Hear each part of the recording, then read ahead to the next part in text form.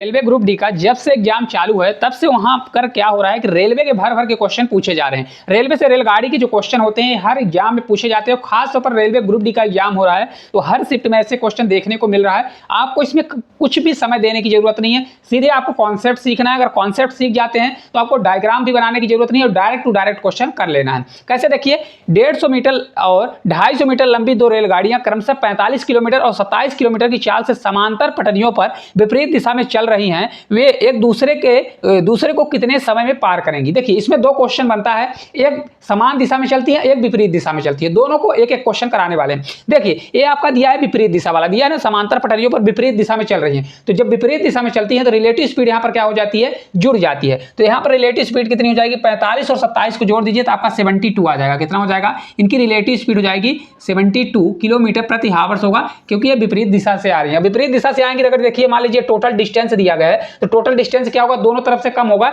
इसलिए क्या होता है, विपरीत दिशा में जुड़ता है और जब समान दिशा में होता है तो घटता है। बस अब देखिए एक कितने समय में एक दूसरे को पार करेंगी, बहुत आसान है। टाइम इक्वल्स टू आपका क्या होता है, डिस्टेंस। टाइम इक्वल्स टू आपका होता है डिस्टेंस अपॉन क्या होता है, रिलेटिव स्पीड। तो डिस्टेंस आपका क्या होगा, जो दोनों ट्रेनों की लंबाई होगी। तो कितने कितने दी गई है, 150 आपका 250 दिया गया है। तो टोटल कितना हो जाएगा, 150 और 250 जोड़ेंगे तो 250 और 50 जोड़ेंगे तो 200 हो जाएगा, 300 होगा। और 300 और जोड़ेंगे 100 तो आपका ये टोटल 400 हो जाएगा। तो यहाँ पर 400 करिए और नीचे आपका कितना जाएगा, ये 72 दिया गया। लेकिन ये देखेंगे तो मीटर में है और एक इसमें दिया है किलोमीटर प्रति हावर्स में। तो इसको मीटर पर सेकंड में बदलने के लिए क्या करना पड़ेगा, तो देखिए आपका 72 दिया है, इसको मीटर पर सेकंड बदलने के लिए 5/18 से मल्टीप्लाई करना पड़ेगा। तो 18 से कितनी बार जाता है, 4 बार। 18 चौक 72, 4 पंचे 20 होगा। अगर 400 में 20 से भाग देता हूं तो 20 का स्क्वायर होगा। तो 20 सेकंड इस क्वेश्चन का करेक्ट आंसर होगा और मात्र इसको 2 से या 5 सेकंड के अंदर आप इस क्वेश्चन का आंसर ला सकते थे। पेपर में आपको कितना करना था, कुछ भी नहीं। देखिए कभी दोनों ट्रेनों को देखिए दिया गया तो दोनों ट्रेनों का डिस्टेंस को जोड़ना है तो कितना आ जाएगा आपका, 400 हो जाएगा।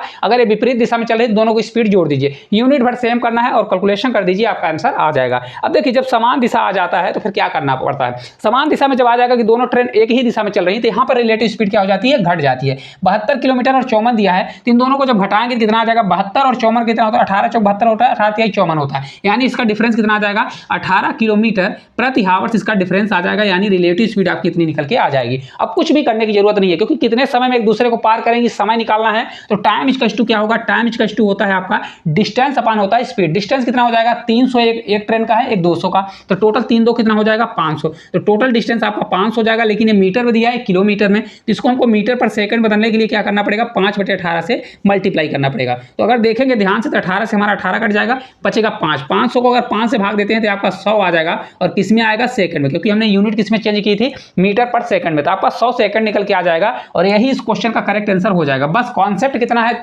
सिर्फ 2 सेकंड का कॉन्सेप्ट है। अगर समान दिशा में चलेगी तो आपका रिलेटिव स्पीड घट जाएगी, अगर विपरीत दिशा में चलेगी तो आपका जुड़ जाएगा वहां पर। बस और कुछ भी नहीं इस क्वेश्चन में। अगला देखिए क्वेश्चन है अगले टाइप का, बहुत प्यारा क्वेश्चन है। कई बार क्वेश्चन इस प्रकार का क्वेश्चन पूछा जा चुका है, अभी भी हाल ही में क्वेश्चन पूछा जा रहा है। एक रेलगाड़ी किसी खंभे या पोल को 12 सेकंड में और 180 मीटर लंबे प्लेटफॉर्म को कितने में, 24 सेकंड में पार करती है। अब देखिए एक चीज समझिएगा, रेलगाड़ी किसी आदमी को, किसी पोल को या खंभे को पार करती है, यानी रेलगाड़ी खुद की लंबाई को पार करती है। लेकिन जब किसी प्लेटफॉर्म को पार करेगी तो वहां पर क्या करेगी, खुद की लंबाई प्लस प्लेटफॉर्म की लंबाई को पार करती है। अब इसको देखिए लिखने का तरीका क्या होता है। मान लीजिए रेलगाड़ी की खुद की लंबाई r है, क्या है, r। तो r डिस्टेंस को कवर करने में कितना समय लगता है, उसको 12 सेकंड लगते हैं। कितना लगता है, ये 12 सेकंड लगता है। लेकिन रेलगाड़ी जब खुद की लंबाई और प्लस प्लेटफॉर्म की लंबाई को पार करती है तो कितना समय लगता है, देखिए उसको लगता है 24 सेकंड। कितना लगता है, 24 सेकंड। अगर आप ध्यान से देखेंगे तो रेलगाड़ी तो पहले भी अपना मतलब खुद का डिस्टेंस पार कर रही थी तो 12 लग रहा था, लेकिन रेलगाड़ी अभी भी अपना क्या कर रही है, खुद का डिस्टेंस पार कर रही है। लेकिन यहाँ पर किसका ऐड होगा, प्लेटफॉर्म का डिस्टेंस ऐड होने के कारण उसको 24 सेकंड लग रहा है। यानी प्लेटफॉर्म का डिस्टेंस कितना है, 180 मीटर। तो 180 मीटर डिस्टेंस कवर करने में उसको कितना समय ज्यादा लगा, भाई ये कितना डिफरेंस दिया है, तो आपका दिया है 12 सेकंड ज्यादा लग रहा है। तो आपका मीटर में दिया गया था तो 12 से इसके भाग दे दीजिए तो आपका क्या निकल जाएगी, रेलगाड़ी की स्पीड निकल के आ जाएगी। तो आपका रेलगाड़ी की स्पीड हो जाएगी कि रेलगाड़ी की स्पीड कितनी है, 180 मीटर डिस्टेंस को कवर करने में 12 सेकंड लगते हैं। तो 12 से भाग देंगे तो 12 से 1 आएगा और 12 पंचे 60। तो आपका आ जाएगा मीटर पर सेकंड। क्या होगा, मीटर पर सेकंड होगा। मतलब रेलगाड़ी की चाल कितनी है, 15 मीटर पर सेकंड है। अब देखिए रेलगाड़ी की लंबाई बोल रहा है, लंबाई बराबर क्या होता है, रेलगाड़ी का अगर डिस्टेंस निकालना है तो डिस्टेंस बराबर होता है स्पीड मल्टीप्लाई टाइम। तो जब रेलगाड़ी खंभे को पार कर रही थी, यानी खुद को पार कर रहा था तो रेलगाड़ी कितना समय लग रहा था 12 सेकंड। तो रेलगाड़ी का खुद का मतलब डिस्टेंस कितना होगा, रेलगाड़ी का जो लंबाई या डिस्टेंस है वो आपका कितना हो जाएगा, ये 15 आपका स्पीड से कितने सेकंड चलेगी, 12 सेकंड चलेगी, तो आपका हो जाएगा कितना, 15 से 2 बार आपका 30 हो जाएगा, 15 एकम 15 हो जाएगा, 15 और 3 आपका 18, तो 180 मीटर रेलगाड़ी की खुद की लंबाई हो जाएगी। कितनी होगी, 180 मीटर। बहुत आसान तरीके से आपसे बन गया होगा क्वेश्चन, कुछ भी नहीं है इस क्वेश्चन में, आपको सिर्फ इतना याद रखना है कि जब कभी भी रेलगाड़ी किसी पोल को पार करेगी तो खुद की लंबाई को पार करती है, और रेलगाड़ी कभी प्लेटफॉर्म को पार करेगी तो रेलगाड़ी खुद की लंबाई प्लस प्लेटफॉर्म की लंबाई को पार करती है। अब रेलगाड़ी दोनों में कॉमन है, सिर्फ प्लेटफॉर्म के बढ़ने के कारण इसका समय बढ़ गया,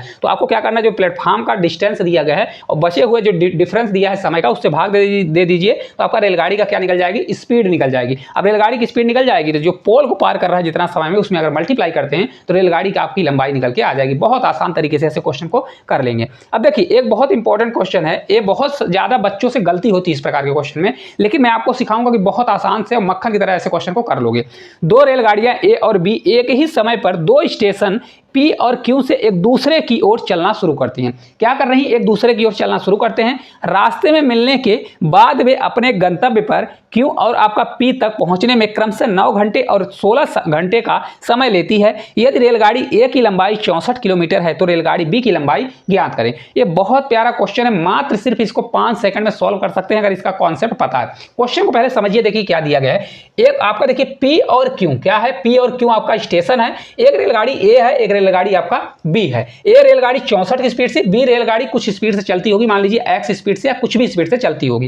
ये एक दूसरे को कहां पर मिल रहे हैं, यहां पर मिल रहे हैं। मिलने के बाद जो रेलगाड़ी ए है इधर जा रही है, यहां पर मिली तो इसको क्यू तक पहुंचने में 9 घंटे लगते हैं। कितने लगते हैं, 9 घंटे। इसी प्रकार रेलगाड़ी बी यहां जा रही है, अब जहां पर वो दोनों मिले हैं, यहां से मिलने के बाद उसको पहुंचना पी पर है, तो उसको मिलने के बाद उसको 16 घंटे लग रहा है। समझ गए बात को, जहां पर वो दोनों मिले हैं पहुंचना है, ए को पहुंचना है क्यू पर, तो इसके बाद 9 घंटा लगा, और बी को पहुंचना है पी पर, तो जहां पर मिले वहां से उसको 16 घंटे लग रहा है। ऐसे क्वेश्चन को करने का सबसे आसान तरीका होता है, देखिए जो फर्स्ट वाला आपका रेलगाड़ी दिया गया उसकी स्पीड, तो स्पीड को S1 मानिए, तो फर्स्ट की स्पीड अपॉन आपका स्पीड सेकंड होगा, और बराबर आपको करना होता है अंडर रूट के अंदर T2 यानी दूसरे वाले की टाइम लेना है, और अपॉन क्या कर देना है, T1, क्या कर देना है, T1। अब रख दीजिए S1, पहले की स्पीड S1 या इसको A मानिए, तो फर्स्ट वाले की स्पीड कितनी है, 64, इसको 64 रखिए, अपॉन करिए S2 की स्पीड हमको पता नहीं तो S2 लिखिए, या X मैंने माना है तो X भी रख सकते हैं। ये आपको बराबर करना है, अंडर रूट लगाइए। अब ध्यान से देखिए T2 हमारा कितना है, तो देखिए पहले वाली की स्पीड होगी ना,